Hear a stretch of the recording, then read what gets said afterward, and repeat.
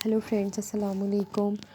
जैसे कि हमने प्लेटो का लेक्चर शुरू किया हुआ है, ये लेक्चर 4 है। ठीक है, इसमें प्लेटो आइडियल स्टेट हम पढ़ रहे हैं। ठीक है, सबसे पहले आपने पिछले 3 लेक्चर लाजमी सुनने हैं ताकि आपको ये आइडियल स्टेट का क्वेश्चन का लिखने में आसानी हो, क्योंकि ये सारे क्वेश्चन जो है जितने भी हम लोगों ने इनकी पिछली थ्योरीज पढ़ी है ये इंटर रिलेटेड है।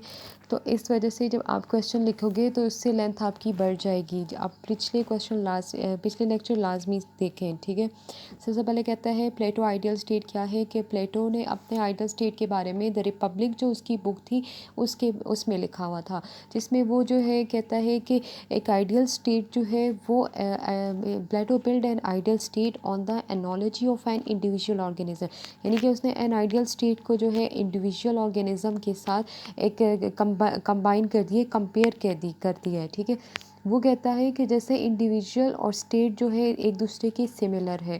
उसने 3 फैकल्टीज़ दी हुई है इंडिविजुअल के लिए और स्टेट के लिए, यानी कि रीज़न और विजडम जो है ये यानी कि अक्ल जो है वो क्या है, एक गार्डियन क्लास के लिए है। करेज और स्पिरिट जो है, यानी कि करेज जो हिम्मत है वो सोल्जर्स के लिए है। एपिटाइट और डिज़ायर जो है यानी भूख जो मिटाता है वो प्रोड्यूसर क्लास है।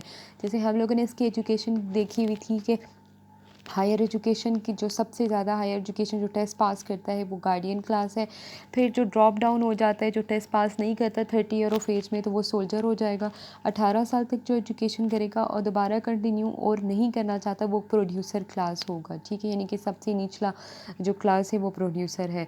तो इसके फ़ीचर्स जो आइडियल स्टेट के जो फ़ीचर्स हैं उसमें देखते हैं कि रूल ऑफ फिलोसफर, जहाँ पर इसकी पिछले हम लेक्चर्स देख चुके हैं कि उसमें कहता है कि रूल जो होगा वो फिलोसफर होगा, यानी कि गार्डियन क्लास ही हुकूमत करेगा स्टेट में। जस्टिस सिस्टम को भी वो सपोर्ट कर रहा है कि जस्टिस सिस्टम हो स्टेट में।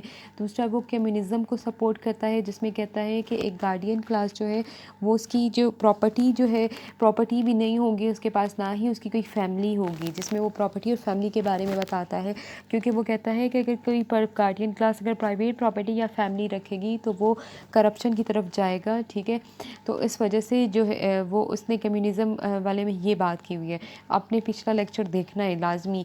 कंट्रोल ओवर द एजुकेशन, यानी कि स्टेट का कंट्रोल होगा एजुकेशन के ऊपर, यानी कि हर एक बंदे को एजुकेशन दी जाएगी, चाहे वो मेल हो या फीमेल हो।